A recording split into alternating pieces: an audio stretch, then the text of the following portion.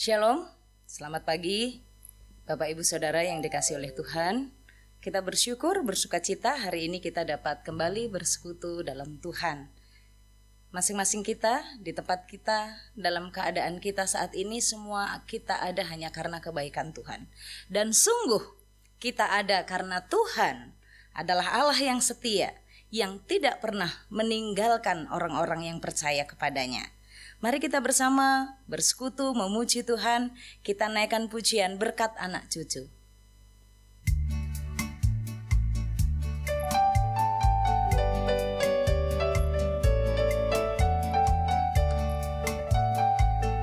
Begitu besar kasih Allah pada kita, diberkatilah anak cucu kita di mana-mana. Tuhan mengubah miskin dan menjadikan kaya. Dia merendahkan dan meninggikan juga. Berbahagialah bagi orang yang percaya. Anak cucunya pasti tidak akan meminta-minta, karena Allah menggenapi firman-Nya. Tiada yang mustahil bagi orang percaya. Berbahagialah, berbahagialah bagi orang yang percaya.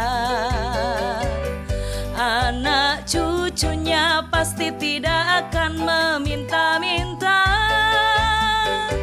karena Allah menggenapi firman-Nya.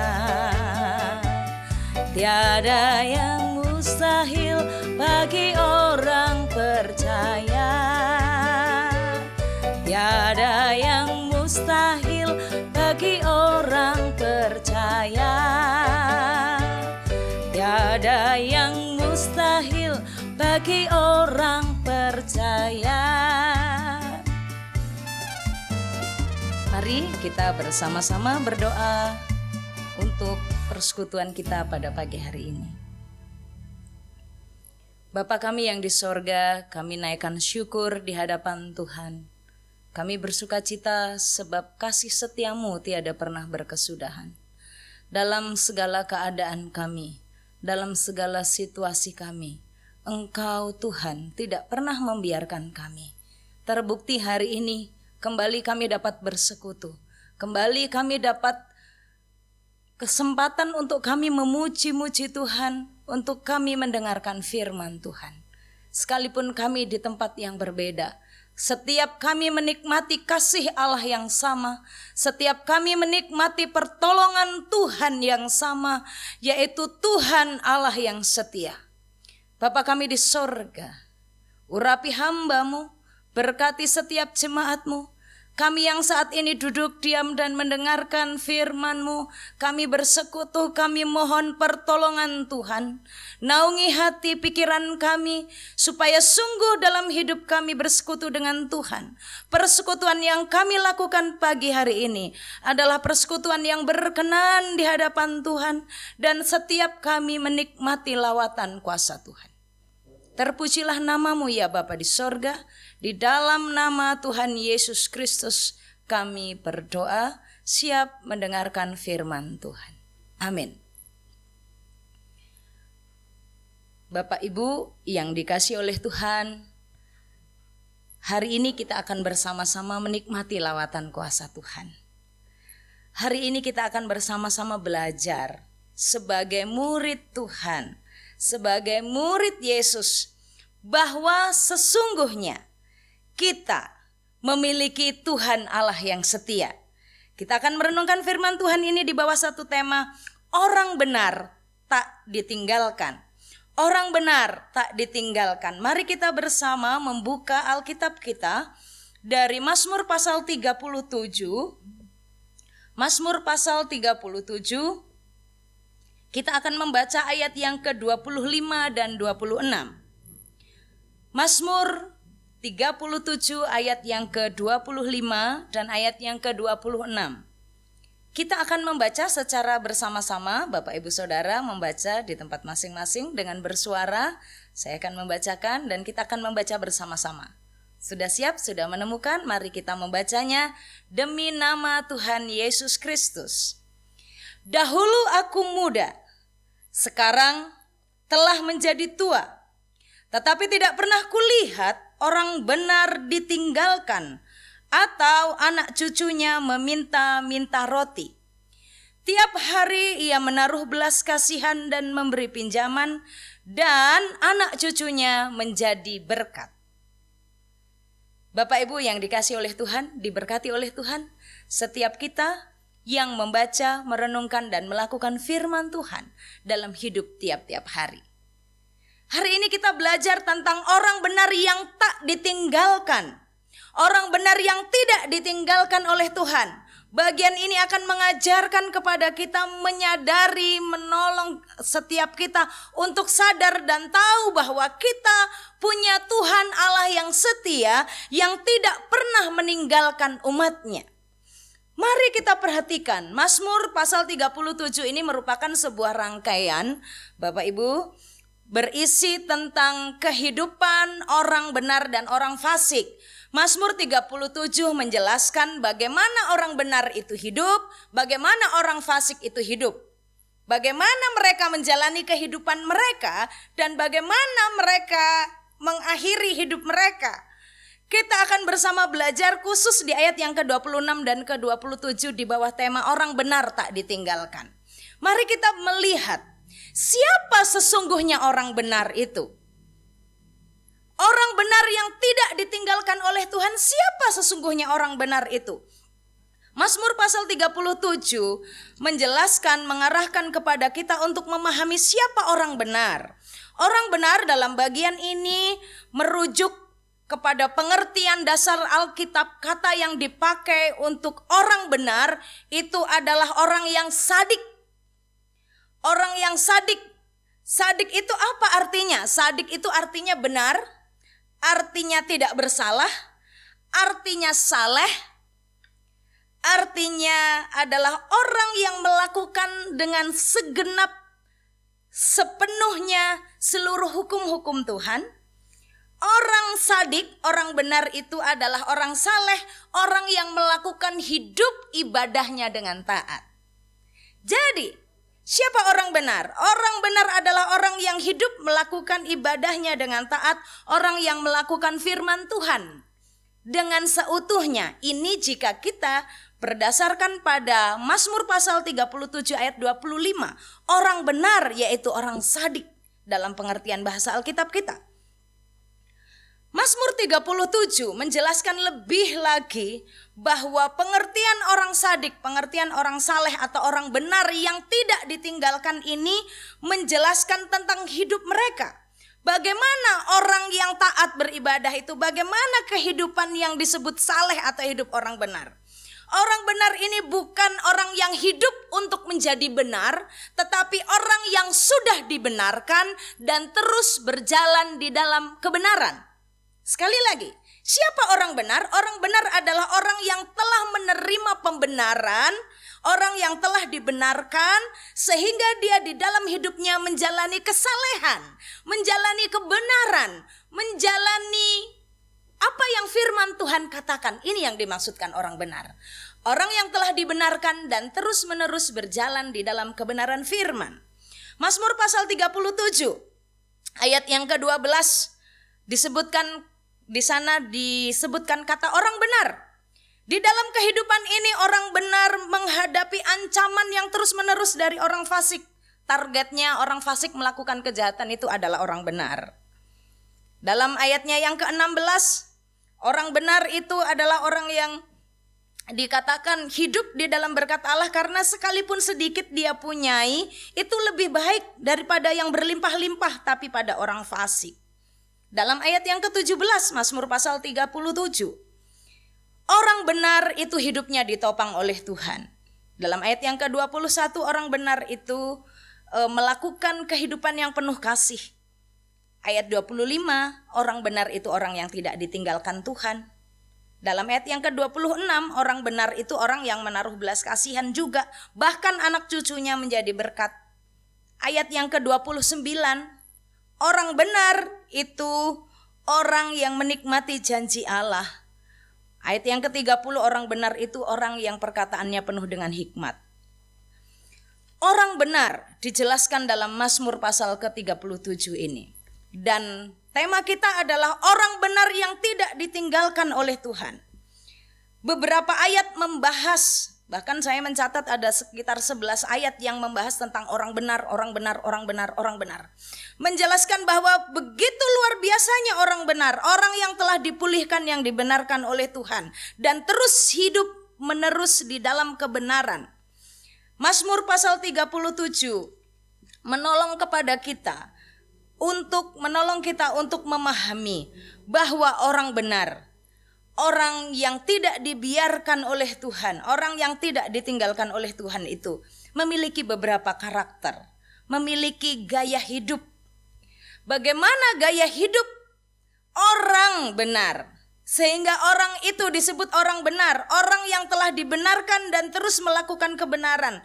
Bagaimana sikap hidupnya? Mazmur 33 menjelaskan kepada kita 3 sikap hidup orang benar. Orang benar yang pertama di dalam kehidupannya, orang yang telah dipulihkan oleh Tuhan, di dalam hubungannya dengan Tuhan dan berjalan dalam kehendak Tuhan, itu gaya hidupnya yang pertama adalah orang benar itu memiliki belas kasihan. Mari kita perhatikan ayat yang ke-21 dan ayat yang ke-26. Orang fasik meminjam dan tidak membayar kembali, tetapi orang benar adalah pengasih dan pemurah. Hatinya penuh dengan belas kasihan. Dia hatinya digerakkan oleh mercy, belas kasihan. Saat dia melihat orang lain memerlukan, itu hatinya digerakkan oleh belas kasihan, dan dia tidak bisa untuk tidak memberi. Dia tidak bisa tidak memberikan pertolongan. Hatinya peka, hatinya sensitif untuk mengasihi orang lain. Hatinya peka, hatinya sensitif untuk menolong orang yang memerlukan. Maka orang benar itu gaya hidupnya adalah memiliki belas kasihan. Dia tidak bisa menutup tangannya, menutup matanya dan hatinya, karena hatinya peka, hatinya sensitif saat melihat kondisi orang lain memerlukan pertolongan. Orang benar itu orang yang peduli, care, share, and loving. Dia mau peduli, dia mau berbagi, dan dia mau mengasihi. Cara-cara penuh dengan belas kasihan yang dilakukan kepada sesamanya. Hatinya menggerakkan orang benar. Hati yang berbelas kasihan menggerakkannya untuk berbuat, untuk menolong, untuk berbagi. Kalau orang fasik itu meminjam dan tidak membayar kembali, tapi orang benar itu pengasih dan pemurah. Murah hatinya, memberikan dengan sukacita. Gaya hidup yang pertama orang benar itu adalah orang yang memiliki belas kasihan. Yang kedua, orang benar itu siapa? Orang benar itu orang yang, kalau tadi sikapnya penuh belas kasihan didasarkan kepada kasih. Yang kedua, siapa orang benar? Orang benar itu orang yang berkata, berucap di dalam hikmat. Mari kita perhatikan di dalam ayatnya yang ke-30. Mulut orang benar mengucapkan hikmat dan lidahnya mengatakan hukum. Ayat ini menjelaskan, memberitahukan kepada kita bahwa orang yang benar itu bukan orang yang sedang belajar hidup benar, tetapi orang yang sudah dibenarkan oleh Tuhan dan dia menggunakan terus-menerus hidupnya untuk melakukan kebenaran, yaitu dengan mengucapkan, mengatakan perkataan hikmat. Apa itu hikmat? Hikmat itu kepandaian, hikmat itu pengetahuan akan firman, hikmat itu adalah berbicara dengan tepat, caranya tepat, waktunya tepat, orangnya tepat. Jadi, orang benar itu orang yang berbicara dengan tepat, berbicara pada waktu yang tepat kepada orang yang tepat. Dia kalau tahu ini waktunya gak tepat, dia gak akan bicara. Kalau cara yang ini gak cocok untuk orang si A, saya gak pakai cara ini untuk bicara dengan dia. Maka orang benar itu adalah orang yang waspada, yang berhati-hati, yang hanya mengatakan perkataan-perkataan hikmat. Orang yang mengatakan perkataan di dalam tuntunan Tuhan. Caranya sesuai dengan apa yang Tuhan mau. Waktunya sesuai dengan yang Tuhan mau. Kepada siapa dia bicara? Dia tahu, dia paham orang itu sedang sedih. Maka perkataan yang disampaikan kepadanya adalah perkataan penghiburan. Dia tahu orang yang di sebelahnya adalah orang yang sedang bimbang dan ragu. Maka yang disampaikan adalah pernyataan, ucapan memberikan pengharapan yang meneguhkan, yang meyakinkan, yang memberikan kekuatan bahwa di dalam Kristus ada pertolongan. Dia akan menyampaikan ucapan-ucapan yang jelas, memberikan penguatan, penghiburan dan tepat pada waktunya. Saat orang yang di sebelah kita sedang sedih, orang benar akan berkata, menyampaikan perkataan yang menghibur, bukan yang mengejek, bukan yang menghina. Jika yang di sebelahnya, jika orang seisi rumahnya adalah orang-orang yang sedang khawatir, orang benar tahu yang diucapkan haruslah firman yang memberikan pengharapan. Orang benar bukan hanya memiliki hati kasih yang menggerakkan dia untuk care, share, and loving. Tetapi orang benar adalah orang yang berkata-kata dengan hikmat, mengucapkan kalimatnya dengan tepat, cara yang tepat, dan isinya tepat. Berikutnya dikatakan, mulut orang benar mengucapkan hikmat dan lidahnya mengatakan hukum. Apa yang dimaksudkan hukum? Ini bukan undang-undang cipta kerja yang lagi ngehits atau undang-undang dasar yang sudah mulai banyak dilupakan dan banyak tidak dipahami. Tapi yang dimaksudkan hukum ini adalah peraturan dan firman Tuhan. Orang benar itu sikapnya adalah memiliki belas kasihan, dan yang kedua adalah perkataannya berhikmat dan lidahnya mengatakan hukum. Itu artinya dia berani menyatakan kebenaran. Saat dia melihat anaknya melakukan hal yang salah, dengan lemah lembut dia akan menjelaskan isi firman Tuhan. Apa yang menjadi hukum Tuhan? Dilarang mencuri, dilarang membunuh, dilarang mengucapkan saksi dusta. Itu yang ada di lidahnya. Yang ada di lidahnya adalah pemberitahuan, pengajaran akan hukum-hukum Tuhan, akan firman Tuhan.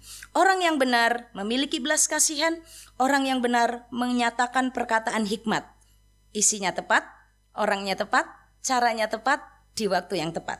Yang ketiga, orang benar itu apa lagi? Yang terakhir, orang benar itu adalah orang yang hatinya kuat.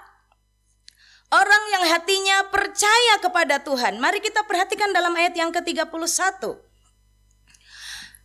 Taurat Allahnya ada di dalam hatinya, langkah-langkahnya tidak goyah. Orang benar tidak akan ditinggalkan oleh Tuhan. Siapa orang benar? Orang benar orang yang sudah dibenarkan dan dia akan hidup dengan belas kasihan. Dia akan hidup di dalam ucapan dan perkataan hikmat. Tapi bukan hanya sikap, perkataan, tetapi hati juga dikuasai oleh firman. Hatinya teguh, hatinya kuat. Kenapa? Karena di hati orang benar yang ada adalah Taurat Allahnya. Di hati orang benar yang ada adalah firman Allahnya. Yang ada di hati orang benar adalah janji-janji dari Tuhan Allahnya. Maka dia tidak akan menjadi goyah, dia tidak akan menjadi gentar, dia tidak akan menjadi takut. Sebab orang benar itu bukan hanya sikapnya benar, perkataannya benar, tetapi hatinya juga benar. Dia tidak mengisi hatinya dengan berita-berita negatif yang membuat hidup menjadi khawatir. Dia tidak mengisi hatinya dengan berita-berita atau gosip dari kata orang. Dia tidak mengisi hatinya dari berita-berita di media sosial yang berseliweran. Tidak, tapi hatinya dipenuhi oleh Taurat Allahnya. Hatinya dipenuhi oleh Taurat Allahnya. Dan Taurat yang memenuhi hatinya itu membuat dia menjadi kokoh, teguh, dan tidak goyah. Sekalipun sekarang situasinya menjelang resesi atau hampir resesi, atau ada yang berkata ini sudah resesi, tapi orang benar hatinya tetap teguh, dia tetap percaya, dia melangkah dengan semangat, dia melangkah dengan yakin, dia teguh. Kenapa? Karena di hatinya ada firman Tuhan Allahnya. Dia ingat ada janji Tuhan dalam Filipi pasal 4 ayat yang ke-13. Segala perkara dapat ku tanggung di dalam Dia yang memberi kekuatan kepadaku. Di dalam hatinya ada janji Tuhan di Yosua pasal 1 ayat yang ke-5. Sekali-kali aku tidak akan pernah meninggalkan engkau. Di hatinya dipenuhi oleh Taurat Tuhan. Inilah orang benar. Dan Mazmur pasal 37 ayat 25 katakan, orang benar tidak akan ditinggalkan oleh Tuhan. Orang benar, orang yang telah mengalami pembenaran Allah dan melakukan 3 sikap hidupnya. Dalam hidupnya dia memiliki belas kasihan, perkataannya perkataan hikmat, dan hatinya hati yang dipenuhi dengan firman. Dia akan menikmati berkat Allah. Berkat tidak ditinggalkan oleh Tuhan. Bapak, Ibu, Opa, Oma, ini firman Tuhan sungguh dahsyat dan keren. Firman ini top markotop. Tuhan katakan, aku tidak pernah melihat. Daud berkata, Daud menuliskan, dahulu aku muda, sekarang telah menjadi tua, tetapi tidak pernah kulihat orang benar ditinggalkan. Ini Daud berkata bukan karena dari kecil Daud hidup dalam jaminan pemeliharaan Allah. Daud tahu karena dia mengalami Allah itu dari masa dia di padang, pada saat dia menggembalakan domba, pada saat dia menjadi raja. Dia tahu hidup dalam kekurangan, dia tahu hidup dalam kelimpahan. Daud mengerti hidup posisi di istana atau hidup posisi di medan perang. Daud tahu semuanya, dan Daud mengatakan dengan imannya di dalam pengalamannya bersama dengan Tuhan, aku tidak pernah melihat orang benar itu ditinggalkan. Dan Bapak Ibu, kata Tuhan tidak meninggalkan. Daud tidak pernah melihat bahwa orang benar ini ditinggalkan. Kata ditinggalkan ini berasal dari bahasa Alkitab kita yang menunjuk pada istilah kata ditinggalkan keluar, ditinggalkan pergi, dibiarkan, forsake, ditelantarkan, dikhianati.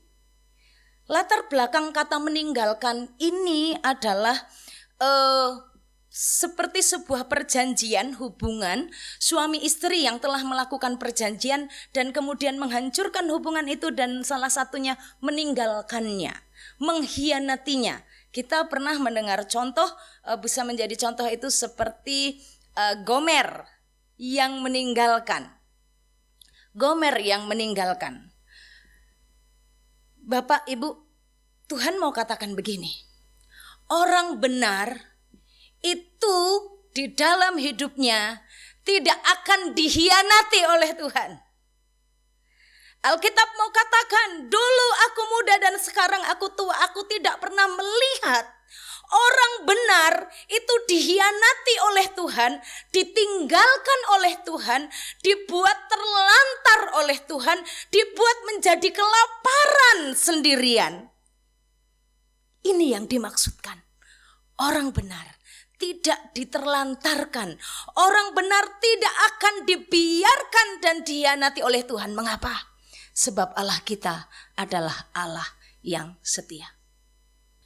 Allah kita adalah Allah yang setia, yang tidak pernah membiarkan kita dan tidak pernah mengkhianati kita. Hari ini katakan kepada dirimu, Lestari, engkau orang yang sudah dibenarkan, dan saat engkau hidup dalam kebenaran, Tuhan tidak akan pernah mengkhianatimu. Tuhan tidak pernah membiarkanmu. Tuhan tidak menelantarkanmu. Sekali-kali Tuhan tidak akan pernah membiarkanmu. Bapak, Ibu, Saudara yang dikasihi oleh Tuhan, firman ini dahsyat. Hari ini Tuhan melawat kita dan menguatkan kita. Situasi saat ini tidak mudah. Situasi saat ini bukanlah hal yang bisa sukacita, bisa senang karena berlimpah-limpah, tidak. Tetapi hal ini membuat kita menjadi kuat dan tangguh sekalipun situasi tidak mendukung. Orang katakan mestakung ya, semesta alam mendukung. Nih, this time, waktu-waktu sekarang ini sungguh-sungguh semesta tidak mendukung. Tetapi firman Tuhan berkata dengan jelas kepada kita. Firman Tuhan berkata dengan tegas kepada kita bahwa orang benar tidak pernah, tidak sekali-kali, karena kata tidak di dalam bahasa Alkitab kita, Mazmur pasal 37 ini ayat 25, ini adalah kata tidak secara absolut. Dulu Tuhan tidak pernah meninggalkan umatnya, orang benar, orang yang telah dipulihkan dan dibenarkannya. Sekarang Tuhan tidak meninggalkan dan tidak membiarkan, dan nanti pun sampai bumi ini berakhir, kita punya Tuhan yang tidak akan pernah mengkhianati kita, membiarkan kita terlantar. Kita tidak akan dibiarkan oleh Tuhan. Orang benar tidak ditinggalkan oleh Tuhan. Apa wujud dari karya Tuhan? Bukti bahwa Tuhan itu tidak membiarkan kita dan tidak meninggalkan kita sebagai orang benar untuk menjadi terlantar. Mari kita perhatikan dalam bagian firman Tuhan ini bahwa orang benar itu tidak ditinggalkan, sekali-kali tidak ditinggalkan. Mazmur pasal 22 ayat yang kedua dan ayat yang ketiga, di sana ada sebuah tulisan dikatakan bahwa Raja Daud berkata, Tuhan, aku sudah berseru-seru tapi kok kayaknya umat Tuhan ini gak didengarkan. Kami sudah berseru-seru, Tuhan ini tidak menjawab. Apa buktinya? Katanya Tuhan tidak meninggalkan. Apa wujud Tuhan tidak meninggalkan kami jauh-jauh? Buktinya sekarang doa kami belum dijawab. Yesaya pasal 59 ayat 1-7 menjadi jawaban. Jika sampai saat ini kita merasa kita sendirian, sesungguhnya Allah tidak pernah membiarkan kita sendirian, tetapi dosa menjadi pemisah, menjadi penghalang. Kejahatan menghambat relasi Tuhan dengan umatnya. Tangan yang cemar, dusta, berlaku jahat, berlaku lalim, tidak suka berdamai, mengambil jalan-jalan orang yang jahat, hidup dalam kejahatan, itu yang membuat kita terpisah dari Allah. Sesungguhnya Tuhan tidak pernah meninggalkan kita dan tidak pernah membiarkan kita, tapi kejahatan itu menjadi penghambat. Maka kita harus hidup di dalam kebenaran, supaya sungguh janji kehidupan orang benar yang tidak ditinggalkan menjadi bagian kita. Ibrani 13 ayat 5 berkata, aku sekali-kali tidak akan membiarkan engkau, dan aku sekali-kali tidak akan meninggalkan engkau. Ulangan pasal 31 ayat 6 dan juga ayat yang ke-8. Kuatkan dan teguhkanlah hatimu, janganlah takut dan jangan gemetar karena mereka. Sebab Tuhan Allahmu, dialah yang berjalan menyertai engkau. Ia tidak akan membiarkan engkau dan tidak akan meninggalkan engkau. Tuhan tidak akan membiarkan dan tidak akan meninggalkan kita. Tuhan tidak akan membiarkan kita. Mari kita perhatikan dalam bagian firman ini, bahwa orang benar itu diberkati oleh Tuhan. Yang pertama dengan berkat pemeliharaan. Dalam ayat yang ke-26, 25 dan 26. Tetapi tidak pernah kulihat orang benar ditinggalkan atau anak cucunya meminta-minta roti. Tiap hari ia menaruh belas kasihan dan memberi pinjaman, dan anak cucunya menjadi berkat. Berkat yang diberikan oleh Tuhan, bahwa dalam ayatnya yang ke-19 berkaitan dengan ayat yang ke-25 dan 26 ini adalah berkat jasmani, berkat pemeliharaan Allah. Mereka tidak akan mendapat malu pada waktu kecelakaan, dan ini mari kita garis bawahi dalam Alkitab kita. Mereka akan menjadi kenyang pada hari-hari kelaparan. Bukti wujud bahwa Allah itu tidak pernah meninggalkan kita adalah bahwa Allah memelihara jasmani kita. Allah memperhatikan apa yang menjadi keperluan kita. Dan Tuhan katakan, bahkan di hari-hari mereka kelaparan, Tuhan menjadikan mereka kenyang. Ada waktu di mana orang benar, orang percaya mengalami yang namanya kelaparan. Tetapi di saat kelaparan dia tidak mati karena kelaparan. Karena Tuhan menjadikan dia kenyang di hari-hari kelaparannya. Tuhan tidak membiarkan anak cucunya menjadi peminta-minta sedekah. Tetapi bahkan dikatakan anak cucunya tidak meminta-minta roti, anak cucunya menjadi berkat. Bapak Ibu, opa oma yang dikasih oleh Tuhan, saat engkau meletakkan imanmu menjadi percaya kepada Yesus, berkat pemeliharaan Allah tidak hanya dicurahkan untukmu.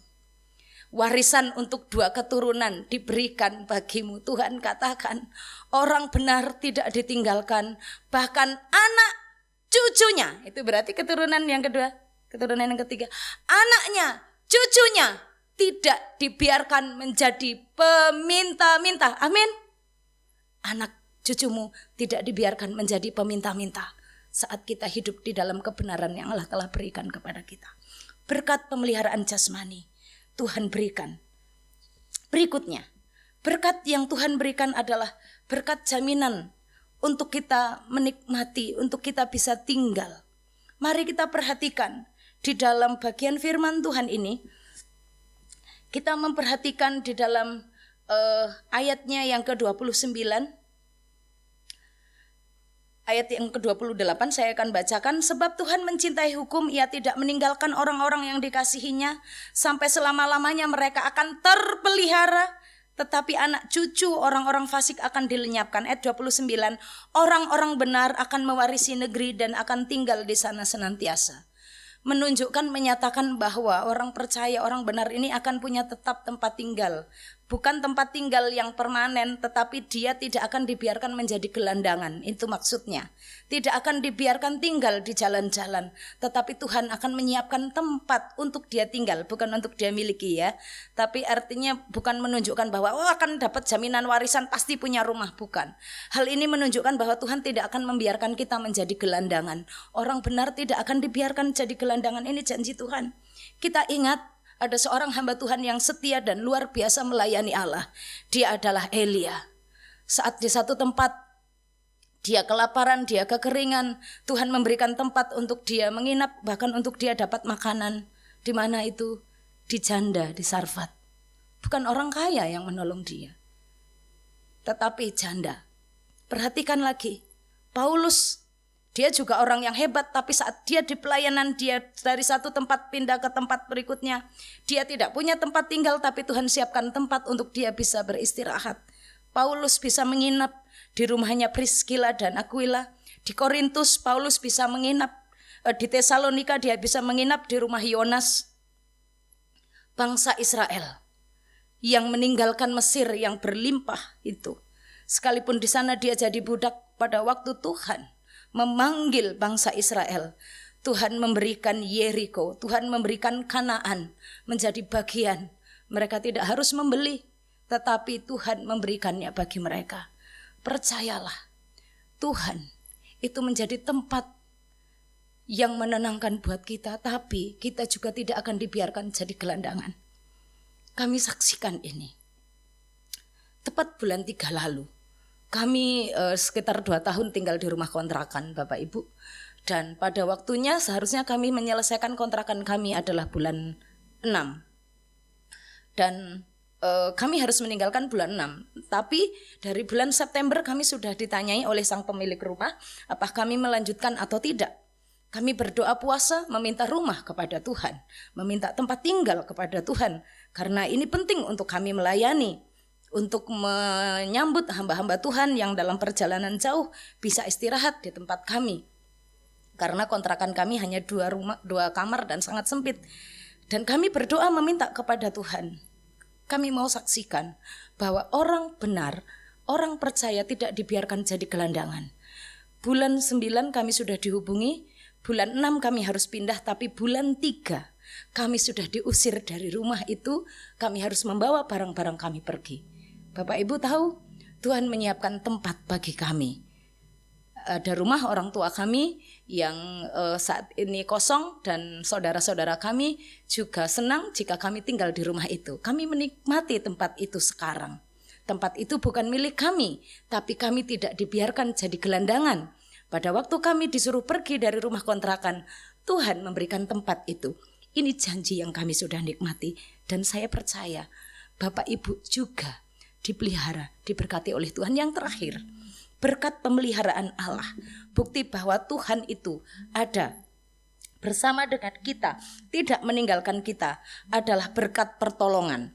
Mari kita perhatikan, berkat pertolongan itu ada di saat kesesakan dan di saat menghadapi lawan.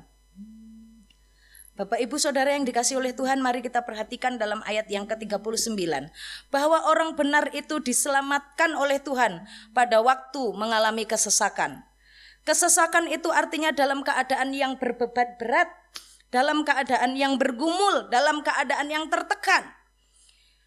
Orang benar tidak dibiarkan oleh Tuhan, dan Tuhan memberikan perlindungan pada waktu kesesakan.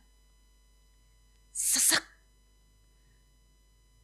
tertekan, bergumul. Apa yang membuat opa oma Bapak Ibu sekarang bergumul?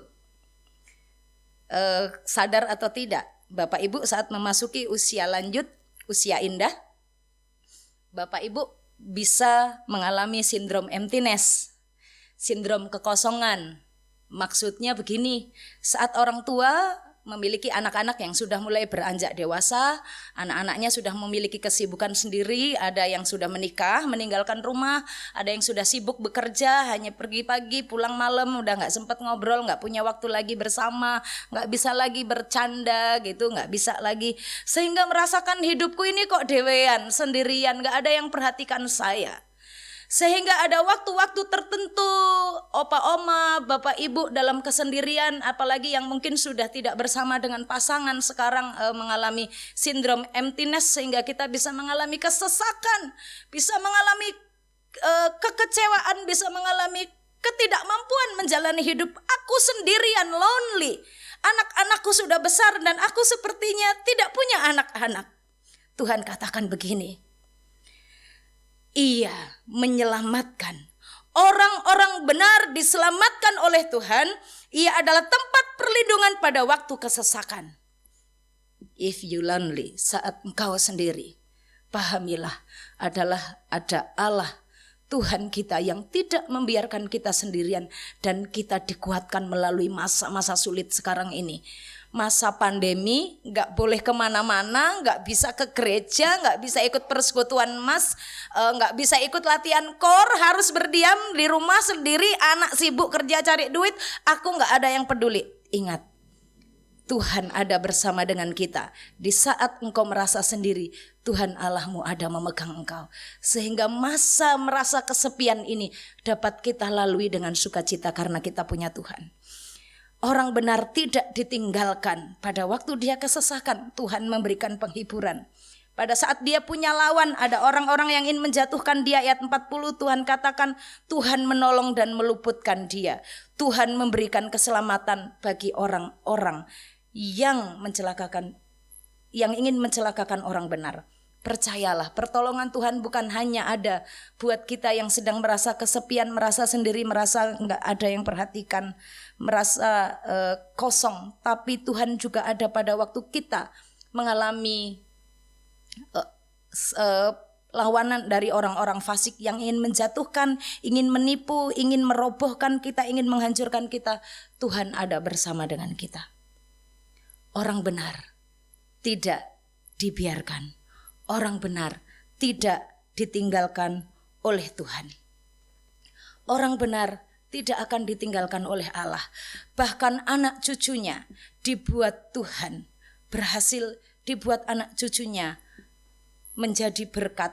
Saya untuk mengakhiri khotbah ini, saya memberikan contoh. Ada 2 orang yang sudah disurvei dalam kehidupannya oleh pakar di Amerika. Yang pertama adalah Max Judges. Dia adalah seorang ateis. Dalam waktu 2 abad, dia diselidiki memiliki 1.200 keturunan. Max ini adalah orang ateis, tidak percaya kepada Tuhan, dia gak suka sama Tuhan Yesus.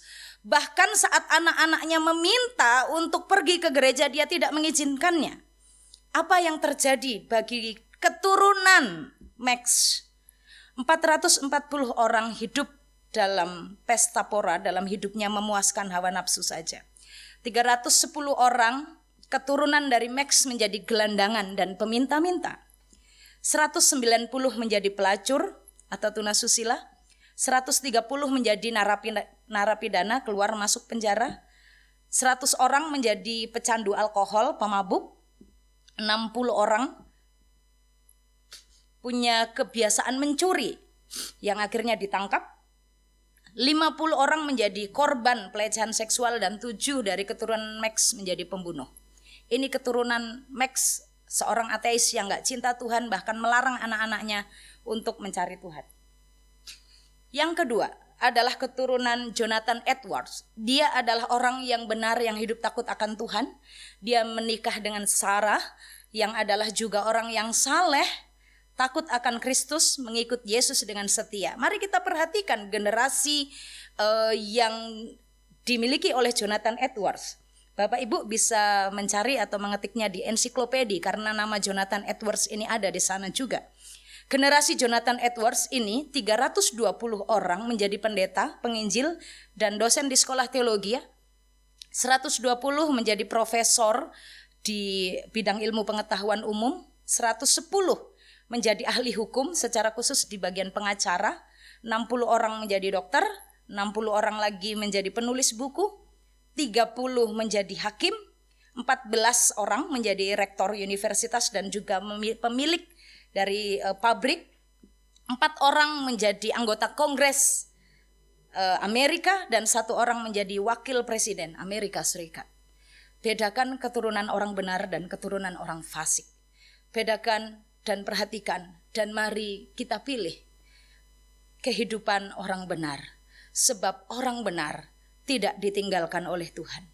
Ternyata hampir tidak ada keturunan orang yang tidak percaya kepada Tuhan ini menjadi berkat.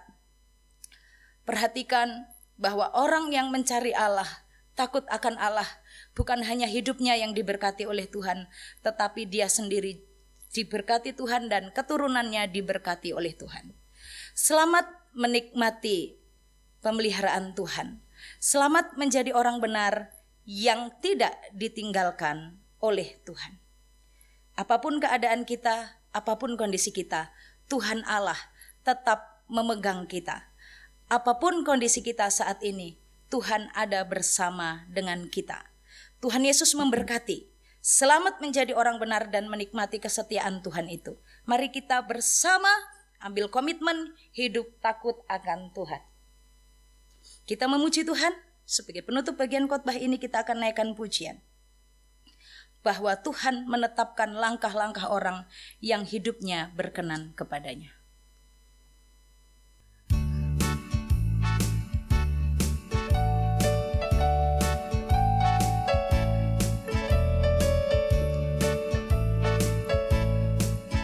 Tuhan menetapkan langkah-langkah orang yang hidupnya berkenan kepadanya.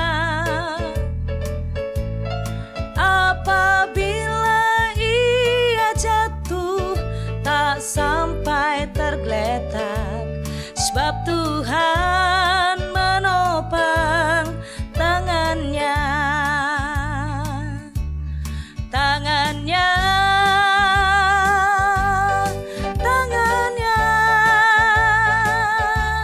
Sebab Tuhan menopang tangannya. Apabila ia jatuh tak sampai tergeletak, sebab Tuhan menopang tangannya. Sekali lagi kita naikkan pujian ini. Tuhan menetapkan langkah-langkah orang yang hidupnya berkenan kepadanya. Apabila ia jatuh tak sampai tergeletak, sebab Tuhan menopang tangannya. Tangannya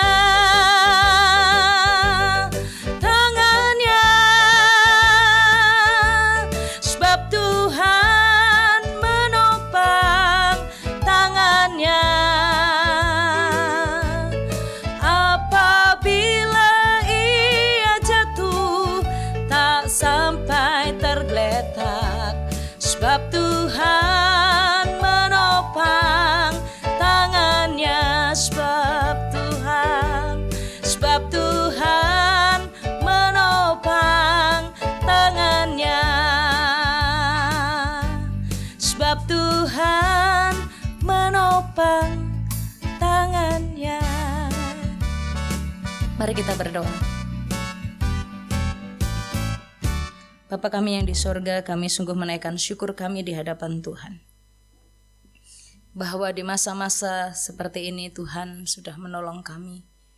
Di masa-masa yang tidak mudah kami lalui, di masa-masa pandemi, Tuhan memberkati setiap kami. Tuhan, kami bersyukur hari ini Tuhan mengajarkan kepada kami bahwa setiap kami adalah orang-orang yang telah dibenarkan oleh Kristus.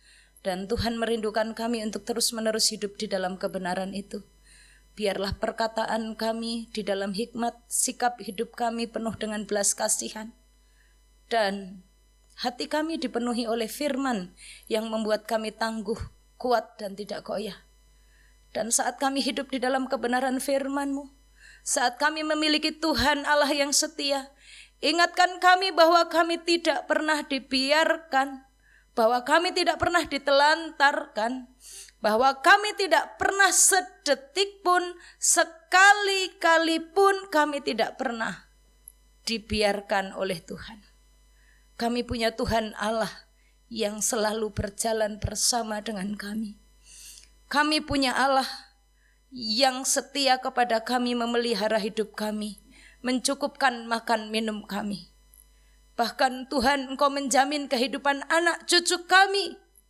Dan Engkau akan memakai mereka untuk menjadi berkat di bumi ini. Bapa di sorga, kami berdoa kepadamu.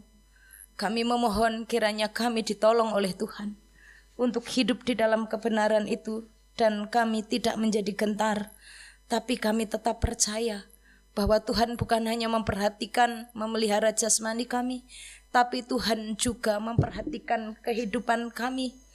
Tuhan mempedulikan keberadaan kami. Tuhan tidak membiarkan kami menjadi gelandangan. Dan Tuhan juga menjadi penopang bagi kami saat kami dalam kelemahan, dalam kesesakan. Engkau menjadi pendamping kami, penolong kami, sahabat kami yang sejati. Berkati setiap opa oma, berkati setiap bapak ibu, anggota usia mas yang ada. Tuhan menolong, memberkati mereka. Tuhan menopang setiap mereka dalam keberadaan mereka saat ini. Di masa pandemi yang ada, kami memohon Tuhan memberikan kesehatan fisik untuk mereka. Tuhan memberikan kekuatan imun yang baik untuk tubuh mereka. Dan kami berdoa demi nama Tuhan Yesus Kristus, Tuhan juga memberkati iman kerohanian mereka, agar orang tua kami ini tetap kuat, bertumbuh di dalam Tuhan, mencintai Tuhan dan mencintai firman-Mu.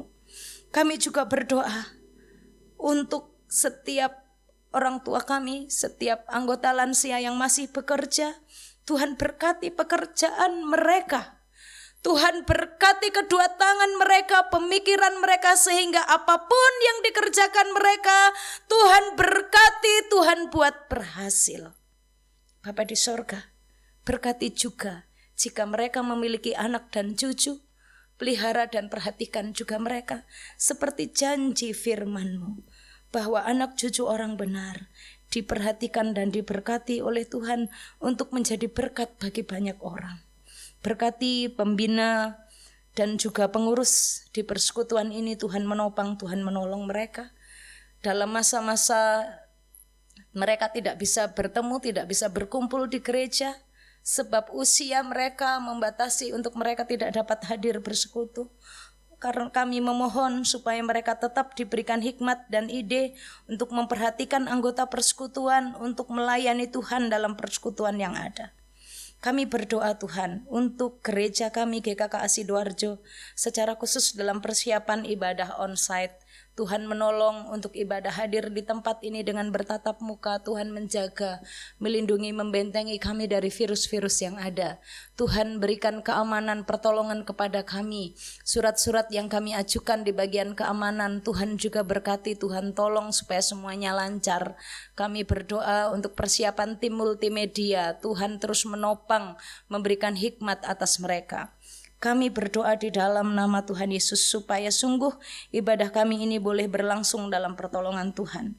Saat ini kami berdoa untuk bangsa dan negara kami yang sedang menghadapi tantangan yang besar di masa-masa krisis, supaya bangsa dan negara kami tetap dalam pertolongan Tuhan.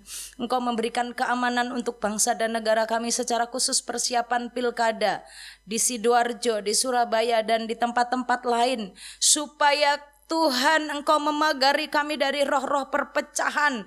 Engkau memagari dan melindungi kami dari roh-roh kekacauan yang ingin menghancurkan bangsa dan negara kami. Kami memohon perlindungan-Mu, oh Tuhan.